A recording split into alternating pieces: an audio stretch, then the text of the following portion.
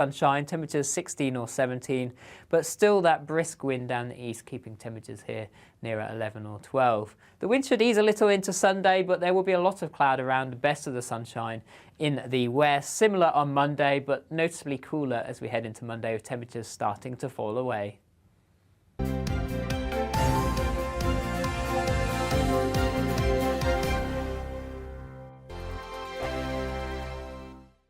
Hello, I'm Michelle Dewberry and you can join me every weekday 6 till 7 on Jubes and Kerr. Me and my panel will get stuck right into the day's events, and I can tell you, in fact, I can warn you, expect some robust debates, some strong opinions and perspectives from both sides of the fence. It's about you at home as well. I love to read out all of your comments, or at least as many as I can. So join me, Michelle Dewberry, Monday to Friday, 6 till 7 on Jubes and Kerr. On radio, they call it the drive time slot, 4 p.m. until 6 p.m. as listeners head home. It's that part of the schedule when the dust of the day's events begin to clarify, and we try to make sense of it for you. Brazier is drive time for radio and TV. It's fast, it's punchy, it's opinionated, there's a Brazier angle and a little bit of levity. That's the question. That's two questions, actually. That's Brazier, Monday to Thursday, 4 till 6 on GB News. Hello, I'm Patrick Christie's. And I'm Mercy Moroki. Make sure that you join us Monday to Thursday, 10 a.m. until midday, right here on GB News for To The Point. We're not afraid to talk about the topics that matter to you, or the big topics that always matter. We cover absolutely everything, from the breaking political stories of the day to law and order, what's going on in the channel. We're not afraid to hold people to account. We always make sure we include your views on our show. Indeed, if you're thinking it, you can guarantee that we're saying it. So make sure you join the conversation with us, 10 a.m. until midday, Monday to Thursday, for To The Point on GB News.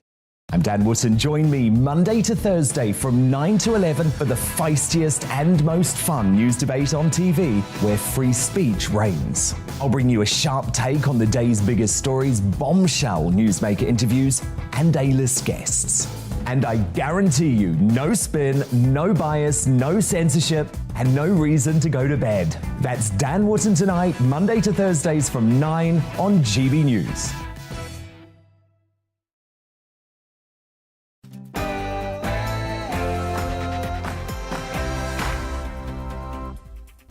A very good morning to you. It's 9:30 and this is The Briefing with me, Tom Harwood, on your TV and your radio. This morning on The Briefing we tackle the prospect of an Indian trade deal, the French elections, Tory fortunes and Extinction Rebellion. All that to come, but first your morning headlines.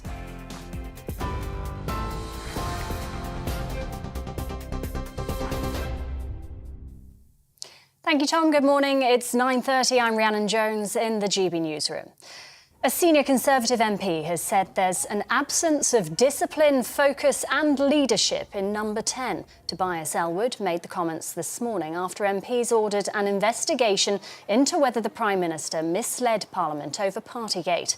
Shadow Secretary of State for Northern Ireland, Peter Kyle, told GB News the Partygate scandals revealed Boris Johnson's true self.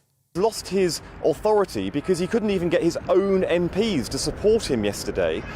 The police have fined him. He has a criminal sanction against him. What this whole Partygate debacle has exposed is Boris Johnson's character flaws. He is reckless, he's untrustworthy, and he lies, and he is incompetent. Meanwhile, Boris Johnson continues his two-day tour of India to strengthen ties with the country. Speaking this morning, he announced the two nations have signed a new defence partnership. He made the announcement in New Delhi during a conference with his Indian counterpart Narendra Modi. A German national linked to the disappearance of Madeleine McCann has been identified as a formal suspect by Portuguese authorities. Officers haven't named the individual. In 2020, German police said they were investigating a man known as Christian B. in connection with the disappearance of the 3-year-old in Praia da Luz in May 2007. The mayor of Mariupol has appealed for a full evacuation of the besieged Ukrainian city. It's after Russia's President Vladimir Putin claims the port city is now controlled by his forces. Mayor Vadim Moichenko says Putin's destroyed around 90% of the city and that 100,000 people are still waiting for evacuation. Satellite images of Mariupol appear to show mass graves. Russia has yet to respond to the claims. TV online and DAB Plus radio, this is GB News. More at the top of the hour. Now it's back to Tom with the briefing.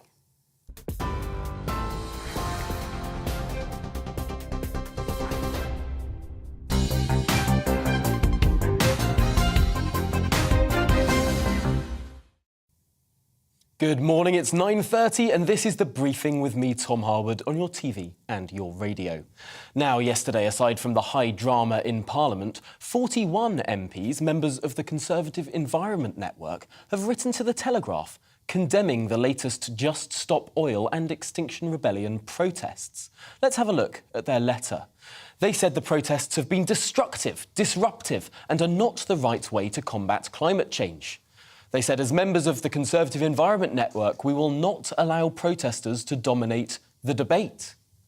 This letter follows in the wake of senior Conservative Ben Goldsmith publishing a sympathising tweet with protesters that he later deleted.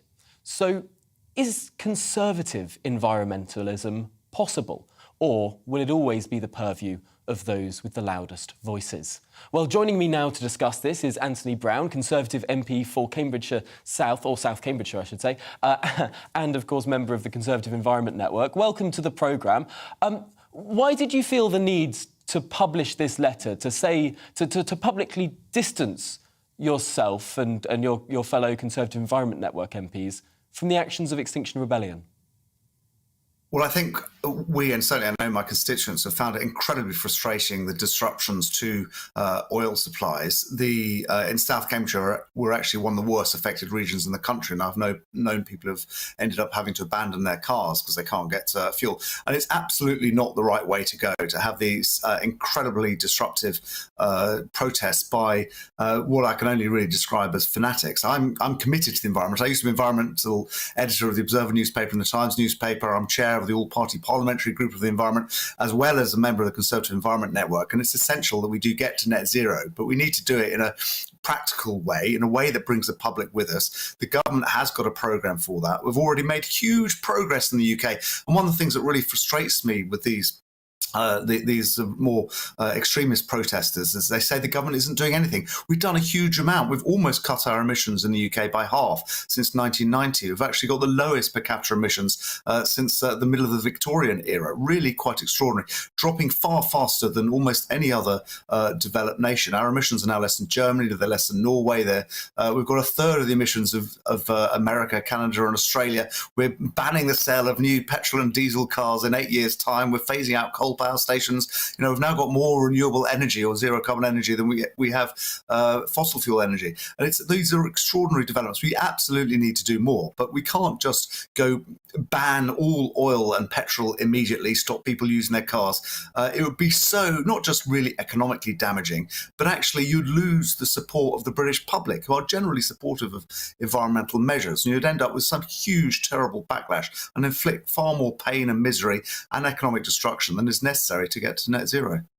You know, it is remarkable because those facts that you just set out there are incredibly impressive. The UK in so many ways has been a world leader on these issues, the fastest decarbonisation over the last 30 years of any G7 or G20 country. I spent 2 weeks up at the climate conference in Glasgow last year, where it was remarkable to see all of these different countries in the world wanting to copy the United Kingdom. And yet, none of this seems to have filtered through to the British public. No one believes this stuff. I do find, the government does try to get this message across, but I do find it incredibly frustrating because we genuinely do have a really fantastic international record on this. And I meet a lot of MPs from other countries that are interested in environmental issues. And like I recently had a round table with MPs from Norway, which is a very environmentally conscious country. And they're all looking to the UK saying, how have you managed it? You've done extraordinarily well.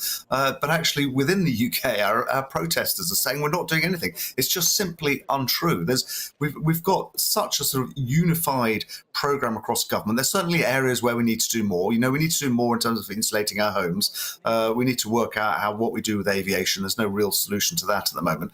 But by and large, it's a very active and energetic program. And I think most members of the public, and certainly speaking to my constituents, I think most of them realise that actually this is a government committed to getting to net zero. But still, there's this sort of fanatic group who I don't know whether they want to bring us back to the Stone Age or just stop modern life, or they're anti-capitalism or whatever. They can have their views. That's fine. That's democracy. What isn't acceptable is that they then try and impose, get in the way of other people leading their day-to-day lives by closing down oil refineries. We had protests before closing down print plants so that people couldn't get their newspapers. It has to be said, it's newspapers the protesters didn't agree with. They didn't boycott they didn't stop the production of The Guardian, I noticed. But it's absolutely right that we protest in this country, but it's absolutely not right that protesters stop other people's going about their day-to-day lives. It's interesting, though, listening to some of your colleagues talking about this issue who are perhaps not as pro-net zero as you are. They'll say that whatever the government does, these protesters will not accept it. There'll be no way to assuage these sort of protesters. And to some extent, that undermines the cause of acting. Well, I think the risk is with these protesters, and I really detect it amongst my constituents that I speak to, is that the public opinion reacts against it, as it were. Rather than getting to net zero being a sort of a pragmatic thing that we can do, it's just another technology transitions. We've had lots of technology transitions. We went from horse and carts to motorised vehicles. We went from, I'm speaking to you on a flat screen TV here, we went from cathode ray tube TVs to flat screen TVs. We went from coal power powering everything to gas power. Technology transitions is what we do. We can do this. We know how to do it by and large. And people should have confidence that we can get there with enough political will. The danger of these demonstrations is that people see it as some sort of lunatic thing getting to net zero, and that actually it's only it's associated with a bunch of cranks who don't like modern life, whatever else, because it absolutely isn't. We should get to net zero. Absolutely, the world and the country should do it. It requires concerted action, but it's a very sensible and scientifically based thing to do. I mean, there is as you obviously know, United Nations panel of IPCC that's made recommendations. We've got the Commission on Climate Change in the UK that's made recommendations, all based on pretty solid science. Getting to net zero by 2050 is what we need to do as a country and as a world, and that's the programme they're working towards. But we can't do it by just banning all oil and gas tomorrow. You'll just lose public support. There'll be huge backlash, and the whole agenda will become discredited. And that's my fear about these protests. But you'll always get a fringe with a certain view. There's not, that's democracy. There's a wide range of different perspectives. That's great. And maybe it all gets a bit more exaggerated by social media and the whole filter bubble, and people just no doubt. live in little I'm afraid we have run to the end of this segment of the programme, but just in the last 30 seconds, it was a mess in Parliament yesterday. Does the Prime Minister have a... So I couldn't hear the end of your question there, but it was an extraordinary time. I mean, I actually supported the Labour motion, and that there needs to be a parliamentary inquiry into whether the government misled Parliament. But having said that, when I went to the chamber ready to support the Labour motion, the whole government supported the Labour motion, and there ended up being no vote because no one was opposed to it. So there will be a parliamentary inquiry. It's quite right that it happens after the police inquiry and after the publication of the Sue Gray report, because actually at the moment we still don't really know the full scale of what happened or didn't happen. We need to let the police process come to its end. We need to find out what Sue Gray found in her official inquiry, because the publication of that has been delayed at the request of the police until the police have finished their investigations. Then when we have all the evidence, we can then have a more evidence-based discussion of what should and shouldn't be done. Brown, thank you so much for talking us through those issues there on the briefing this morning. We really appreciate your time. Now, Boris Johnson arrived in India yesterday ahead of trade deal discussions regarding defence and energy. In a joint statement in New Delhi with the Indian Prime Minister Narendra Modi, Boris spoke of our two countries' progress on a comprehensive trade deal. Let's have a listen. Today, we've agreed a new and expanded defence and security partnership, a decades-long commitment that will not only forge tighter bonds between us, but support your goal, Narendra, of Make in India. We're making full use of the freedom that we now have to reach a free trade agreement, a deal where you can lift those tariffs, you can, India, Narendra, on our machinery and apples. Actually, you've already done it on apples, so thank you for the apples. And in turn, we can lift the tariffs on your rice and textiles. We've already closed 4 chapters, and today we're announcing new measures to make it easier to export UK-made medical devices to India and ensure mutual recognition of UK higher education qualifications. Thank you all very much, and thank you, Prime Minister Modi.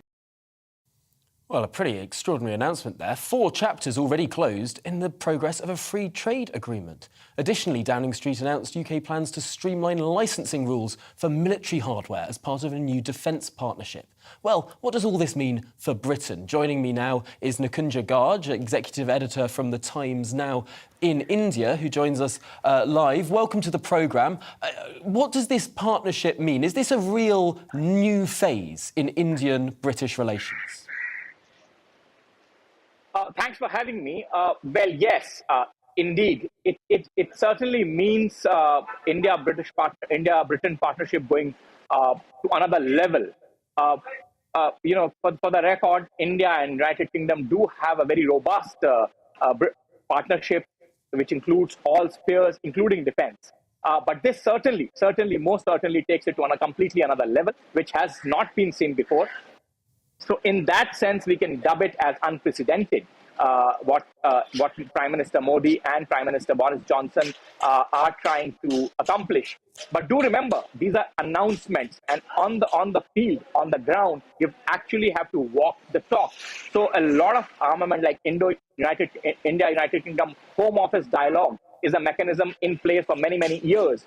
But I do not see my years of covering the Ministry of Interior in India, Ministry of Home, it is called, my years of experience in that, I do not see any substantive progress, particularly on the critical issues of fugitive Indian economic offenders being made. In some cases, like case of Mr. Vijay Mallya, despite India having won its cases in the United Kingdom, he hasn't been sent back to India because of British Home Office intervention. And that intervention has happened despite the fact that there is an established, well-oiled mechanism in which Home Secretaries of both countries and top officials talk regularly, both in Britain and in India.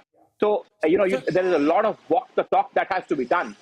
Certainly. What do you make of the Prime Minister's announcement that he is going to try and conclude a comprehensive free trade deal that would make cheaper exports of British manufacturing, cheaper imports of Indian medicines and food and clothing? What is the prospect of getting this deal, as the Prime Minister said, done by Diwali? My sense is that is achievable. That is achievable. On the trade side, movement forward when it has been agreed upon by the top offices, in this case, the prime ministers of both the countries, that's achievable. But it's the real test of what we were talking about in terms of defense cooperation, the real test of the political heft that both the leaders are willing to commit behind their announcements will come on that front, that is defense cooperation. Because remember, Britain will have its own reservations, particularly in terms of tech transfers. And it will also come in the way of Prime Minister Narendra Modi's Atmanirbhar Bharat movement, which is Make in India. So India is now increasingly insisting on tech transfers. And when it comes to defense equipment, particularly high-end defense equipment, that would be requirement of India, tech transfers have never been easy. With the traditional allies, traditional suppliers like the Russians or the Americans, the tech transfer has never been easy. Now, India-UK defense partnership is by no measure a small partnership. It runs into billions of dollars, billions of pounds of purchases from the Indian side. However, the roadblock remains, and they will become stronger as India keeps on insisting on what is Prime Minister Narendra Modi's favorite clarion call at this moment of Atmanirbhar Bharat, which means self-reliant India. And that's where, as I said, the real test of the political capital that the both leaders wish to expend on this commentary, on this announcement, will come. Yes, a big task but achievable by the end of the year, by October even. That would be a remarkable political feat. Thank you so much for your time, Nikunja Garg, Executive Editor of Times Now in India. Thanks so much for joining us here. Well, now to the other side of the world. The French presidential election, of course, is well underway. Voters head to the polls on Sunday, of course. Le Pen and Macron have had a TV debate this week, although the polls haven't shifted dramatically over the course of the last couple of weeks. Well, let's dissect the last couple of days of this campaign now with Anne-Elisabeth Moutet, journalist and Paris columnist for The Telegraph. Welcome to the programme. Macron seems to have a pretty steady lead. Has anything moved the needle since this second round began? Not much, but we don't know how people are going to process the debate. That being said, until about 20 years ago, you had a majority of voters who actually watched the debates. And the peak was in the 70s and 80s when it was 80% of the electorate. And this time is with only 35%. The ratings plummeted midway through the program. So the debate may not have been as significant as it used to be when we had, only a couple of news channels and not the same experience. And what's really fascinating about this election is that on either side, there's a huge correlation for voting intentions. There's mostly people vote for Macron because they want to bar entry into French politics to Marine Le Pen. And same thing on the other side. It's a reject vote more than anything else. In the eyes of various voters, I suppose. What do the French voters make of some of the extraordinary interventions we've seen this week? President Zelensky mentioning his friendship and partnership with Macron, as well as hearing some interventions from the European Union as well. What do the French public make of those? In terms of Ukraine, I think it's neutral, slightly beneficial to Emmanuel Macron, but they realize that right now President Zelensky is fighting for the life of his own country and he needs friends. And France actually has sent with making less of a fuss of it than Britain perhaps, has sent quite a bit of military equipment to Ukraine. So that's something that is not changing anything much to the election. In terms of the EU supporting Emmanuel Macron, I think Macron voters will like that because he's always campaigned with European flags and he's very pro-Europe and he aims to be the sort of leading personality within the EU right now, especially since the departure of Angela Merkel. But on the Marine Le Pen side, it will confirm her voters in the idea that he is less of a French patriot than a European patriot, which is not something necessarily that they like. So it's a double-edged sword, if you like. Amongst the French electorate, there isn't the same levels of Euroscepticism that there is in the United Kingdom or indeed in Italy and some Eastern European countries as well. Potentially, could this be a winning card for Macron? Because there isn't a parallel, I suppose, that you can draw between France. Actually, I would disagree with you. I would say that the level of Euroscepticism that has been measured in polls in some time now is almost as high as Britain's. I mean, I think Britain is one of the two nations that are at the complete bottom of the love for Europe. But France is not far above it. It's doubt rather than complete and outright rejection. But certainly that means that if Brussels says, oh, this is the president you must elect, do not vote for the other one, it might be counterproductive with some people who are inclined to vote against Emmanuel Macron anyway. Fascinating. Well, I suppose we do have only a couple of days to wait and see the results of this. Macron still maintains around a 10% lead. Whether or not that will narrow, I suppose, is to be seen. But for now, Anne-Elisabeth Moutet, thank you so much for talking us through those issues there. Just finally now today, as pressure mounts on Boris Johnson over Partygate, what impact could this have in those crucial local elections in 2 weeks' time? More than 5,000 council seats are up for grabs on the 5th of May, so could we see a major Labour victory? Well, new research by Electoral Calculus suggests that the Tories may drop 810 seats in England and Wales. Who better to discuss this research now than Martin Baxter, CEO of Electoral Calculus. Welcome to the programme. 810 seats would be a monumental drubbing for the Conservative Party. How did you arrive at that number? Isn't it amazing, Tom, that the local elections are so exciting this year in May? That yes, our figures show that that Labour are likely to make gains at this election. That they're going to gain, if we talk in terms of councils, gain maybe around 20 councils, up from the 70 or so that they hold at the moment. But the other important thing is, although the Conservatives may well lose a lot of seats, they might be roughly flat in terms of the number of councils. They might still hold around about 40 councils at the end of the day. And let's remember why these elections are important. As you said, that these are the first big electoral test after Partygate, and it's a chance to see how actual people are going to react in actual polling booths up and down the country.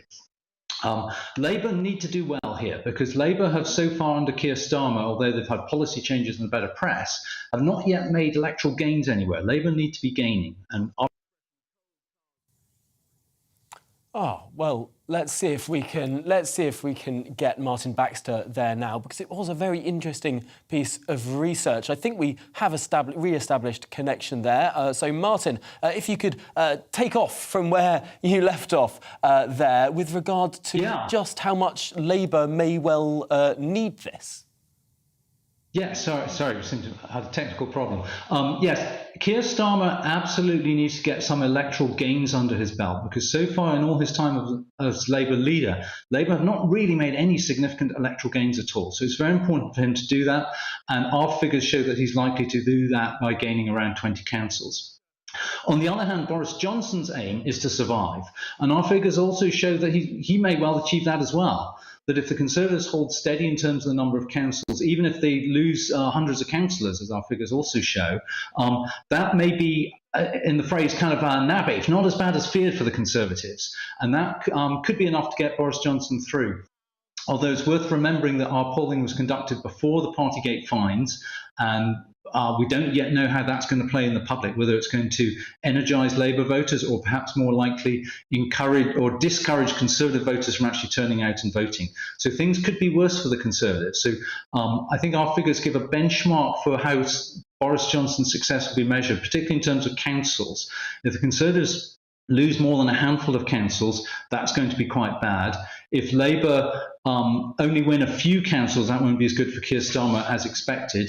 And obviously, if the results are much bigger than we're thinking, then that will send a signal to Conservative backbenchers that things are bad, and that Boris Johnson's election-winning charisma is beginning to wear off. I think that's what backbenchers. That point on turnout is really crucial there, because that's what these local elections really are about. We're not expecting a big turnout. So just in the final 30 seconds of the programme, if you would, Martin Baxter, how applicable would these local election results be to a general election where turnout would be much higher?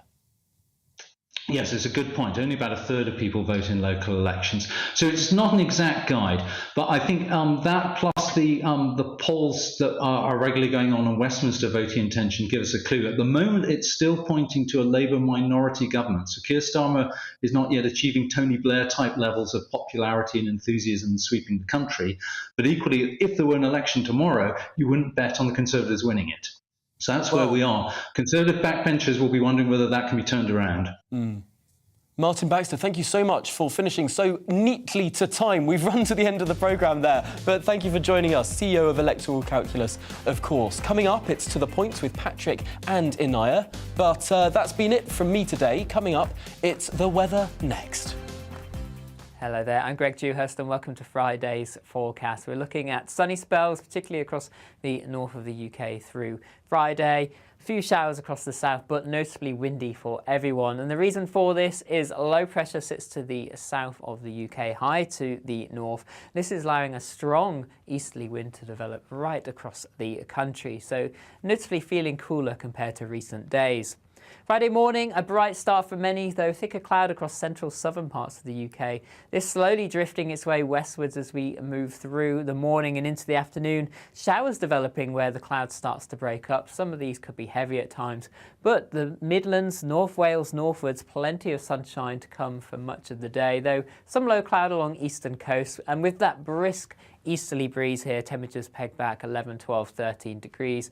Best of the sunshine across western areas, highs 16 or 17, so a little cooler than they have been of late. Through the evening, we should lose the showers across the south and southwest, but only to be replaced by a lot of cloud across the country, some mist and murk over the hills too, perhaps thick enough for the odd spot of drizzle. And in between, there will be some clear skies, but overall, temperatures not quite as low tonight compared to recent nights, with a bit more cloud around, which means generally a cloudier start to Saturday morning compared to recent mornings. Bits and pieces of drizzle moving in off the North Sea. And through the day, a lot of cloud around. The best of the sunshine will be across western areas. Perhaps later on into the afternoon, some more sunshine developing across southern Scotland, northern England. But 1 or 2 heavy showers for the Midlands, Wales here, but hopefully in between some brighter skies. And where we can see the sunshine, temperatures 16 or 17, but still that brisk wind down the east, keeping temperatures here near at 11 or 12. The wind should ease a little into Sunday, but there will be a lot of cloud around, the best of the sunshine in the west. Similar on Monday, but noticeably cooler as we head into Monday, with temperatures starting to fall away.